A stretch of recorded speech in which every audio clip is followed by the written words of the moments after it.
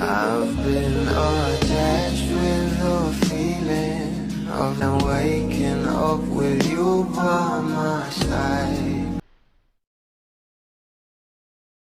Dahil nga guys, sa post ng ating Bel Mariano sa kanya social media account ay talaga namang pinag-usapan dahil na nga rin sa sobrang ganda ng pinasilip ng ating Bel ang kanyang dream house na kung saan ay marami nga talaga ang naging sobrang proud sa kanya.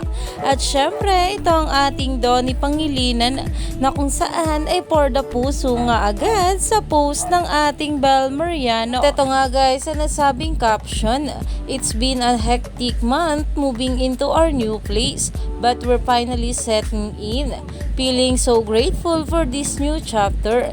Here's a glimpse of our new home." Na talaga namang kitang-kita nga dyan na pumuso itong ating Donnie Pangilinan. At syempre napakomento nga rin ito ng finally congratulations dahil talaga namang sobrang proud siya sa kanyang Mariano. Kaya naman umani pa nga ito ng maraming komento at pinag-uusapan na.